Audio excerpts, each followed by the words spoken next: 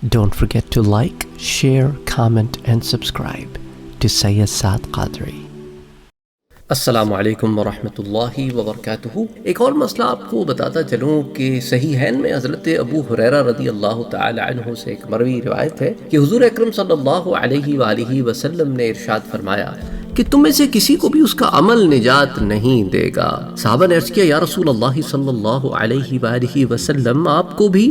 حضور نے فرمایا مجھے بھی نہیں، مگر اللہ نے مجھے اپنی خصوصی رحمت اور فضل میں لپیٹ رکھا ہے۔ صحیح بخاری کی روایت ہے اور اس مضمون میں بہت ساری اور احادیث بھی آتی ہیں، یعنی حضور صلی اللہ علیہ وآلہ وسلم کی یہ تواضع ہے، انکساری ہے۔ امت کو یہ بتانا مقصود ہے کہ کہیں اپنے نیک عمل پر تکیہ کر کے نہ بیٹھ جانا اور بے خبر اور غافل ہو جانا اور اپنے تئیں کچھ سمجھنے لگنا کہ میں تو کوئی شے ہو گیا ہوں۔ اسی لیے یاد رکھو کہ اس چیز کو اپنے سر پر کبھی سوار نہ کر دینا کہ میں جو ہوں بڑا نیک پارسا ہو گیا ہوں۔ یہی بات میں نے آپ کو کل کے درس میں بھی بتائی تھی۔ اچھا، اب کچھ اقوال آپ کے سامنے شیئر کرتا ہوں۔ مولا علی کرم اللہ وجہہ کے قول سے سٹارٹ کرتے ہیں۔ مولا علی رضی اللہ تعالی عنہ نے فرمایا کہ گناہوں پر نادم ہونا، پشیمان ہونا گناہوں کو مٹا دیتا ہے، لیکن نیکیوں پر غرور یا فخر کرنا انہیں برباد کرتا ہے۔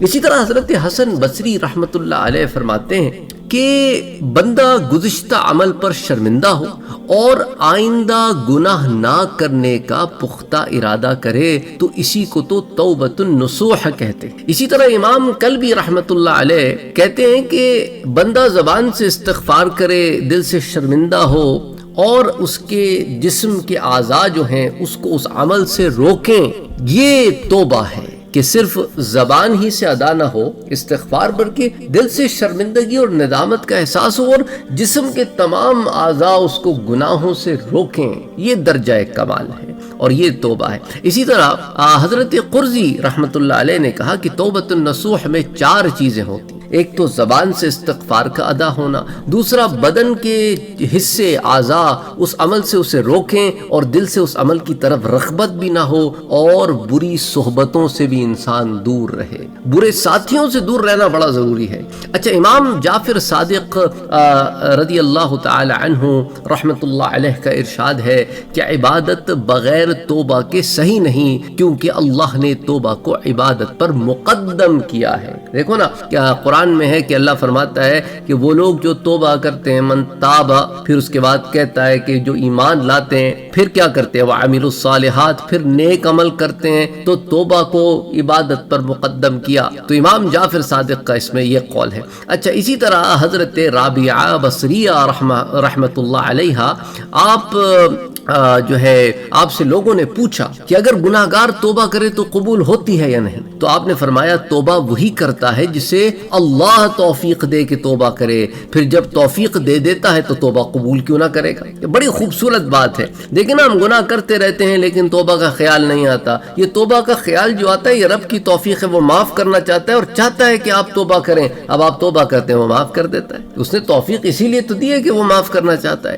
اچھا، اسی طرح حضرت ابو علی جرجانی رحمۃ اللہ علیہ کہتے ہیں کہ جو بندہ مالک کے دروازے پر پڑا رہے تو مالک لازماً اس کے لیے دروازہ کھولے گا، یعنی اللہ کے دروازے پر جب تم پڑے رہو گے اور توبہ استغفار کرتے رہو گے تو رب تعالیٰ دروازہ کھولے گا۔ اچھا، اسی طرح حضرت حاتم عاصم رحمۃ اللہ علیہ فرماتے ہیں کہ دیکھو 5 باتوں میں جلدی واجب ہے۔ اول مہمان کے آگے کھانا رکھنے میں، دوسرا میت کی تجہیز و تکفین کرنے میں، تیسرا جوان لڑکی کے نکاح کرنے میں، اور چوتھا قرض ادا کرنے میں، اور 5واں توبہ اور استغفار کرنے میں۔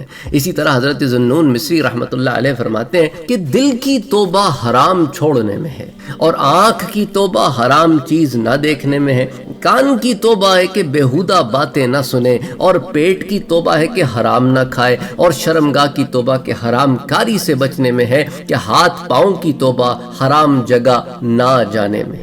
اللہ اکبر، اللہ اکبر۔ دیکھیں نا کیا خوبصورت بات کی ہے۔ یہی تو صوفیاء کا کمال ہے کہ وہ اس میں اتنا انہوں نے درجہ کمال حاصل کیا نا، باریک بینی کے ساتھ مسئلے کو بیان کرتے ہیں کہ کس کس چیز کا کہاں کہاں عمل دخل ہے، اس چیز کو وہاں جانے سے روک دو، تو جب ساری چیزوں سے بچ جاؤ گے تو بس کمال پہ پہنچ گئے۔ اچھا، حضرت عبد القادر جیلانی رحمۃ اللہ علیہ پیران پیر آپ ارشاد فرماتے ہیں کہ دیکھو توبہ کے بعد پھر گناہ کرنا 70 گناہوں کے برابر ہے. یہ حضرت کا قول ہے، یاد رکھنا کہ حضرت کا قول ہے. یعنی کہنے کا مقصد یہ ہے کہ توبہ کر لی ہے، نادم ہو گئے ہو، آنسو بہا لیے ہیں، پشیمان ہو گئے ہو اور محنت کر رہے ہو گناہ سے بچنے کی، تو اب گناہ سے دور رہنا آسان ہونا چاہیے اور کرنا مشکل ہونا چاہیے. اب تم نے اتنا اہتمام کر کے وہ چیز توڑ ڈالی. یعنی ایسی بات ہے نا، آپ کو کوئی فائنل ایئر کا پروجیکٹ دے، آپ فائنل ایئر کا پروجیکٹ بنائیں اور پریزنٹ کریں اور پھر توڑ دیں، ہیں تو کسی کو بھی بتائیں گے وہ کہے گا کہ یہ کیا کیا تم نے.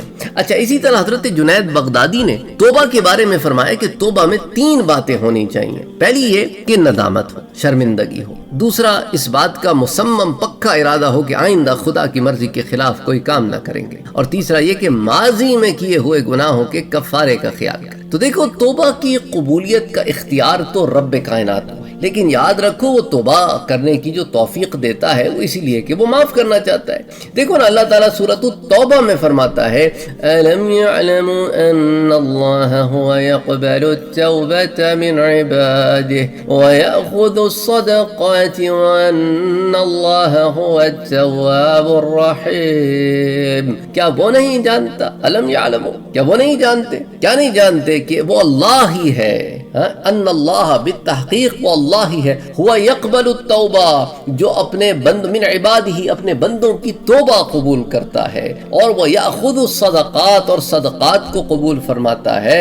وان اللہ، اور بالتحقیق اللہ کون ہے؟ هو التواب الرحیم، جو توبہ کا قبول کرنے والا بھی ہے اور نہایت مہربان بھی ہے. اور پھر سورہ آل عمران میں میرا رب فرماتا ہے، اور جب یہ لوگ کوئی برا کام کر بیٹھیں یا اپنی جان پر ظلم کر لیں تو فوراً اللہ کا ذکر کرنے لگتے ہیں اور اپنے گناہوں کے لیے استغفار کرتے ہیں، تو اللہ کے سوا کون گناہوں کو بخشتا ہے. اور جو کچھ ان سے سرزد ہوا اس پر اصرار نہیں کرتے باوجود علم ہونے کے. سبحان اللہ.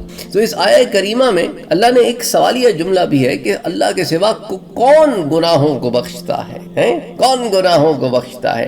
تو معنی کے لحاظ سے بڑی گہرائی کی بات ہے اس میں. یعنی اس ذات وحدہ لا شریک کے سوا کوئی اس قدرت کا حامل نہیں، کیونکہ لوگ جو لوگوں کی خطائیں معاف کرتے ہیں دراصل وہ اپنے حقوق معاف کر رہے ہوتے ہیں. وہ ذنوب اور معاصی یعنی گناہوں کو معاف نہیں کرتے جو کہ اللہ کے حقوق ہیں. یا یہ کہا جا سکتا ہے کہ معاف کرنے والا انسان اس امید پر معاف کرتا ہے کہ اللہ تعالیٰ بھی اسے معاف کر دے گا. تو قرآن کریم میں سورہ بقرہ میں اللہ عز و جل ارشاد فرماتا ہے کہ البتہ جو لوگ توبہ کر لیں اور اپنی اصلاح کر لیں اور ظاہر کر دیں جو اب تک چھپاتے رہے ہیں، تو میں ان لوگوں کی توبہ قبول کرتا ہوں اور میں بہت توبہ قبول کرنے والا اور ہمیشہ رحم کرنے والا ہوں. تو اب اس آیہ مبارکہ میں اللہ نے التواب کے ساتھ الرحیم بھی ارشاد فرمایا ہے. یعنی صرف توبہ قبول کر کے نہیں بھیج دیتا، اپنی رحمت میں بھی انہیں ڈھانپ لیتا ہوں، اور جسے رحمت میں ڈھانپ لیتا ہوں اسے کیا کرتا ہوں؟ اسے جنتوں میں داخل کرتا ہوں، کیونکہ اللہ کے رحم اور اللہ کے فضل سے ہی تو جنت میں جائیں گے. اچھا، ام المومنین حضرت عائشہ صدیقہ رضی اللہ تعالی عنہا فرماتی ہیں کہ حضور صلی اللہ علیہ وآلہ وسلم نے ارشاد فرمایا کہ بے شک جب بندہ اپنے گناہوں کا اعتراف کر کے توبہ کرتا ہے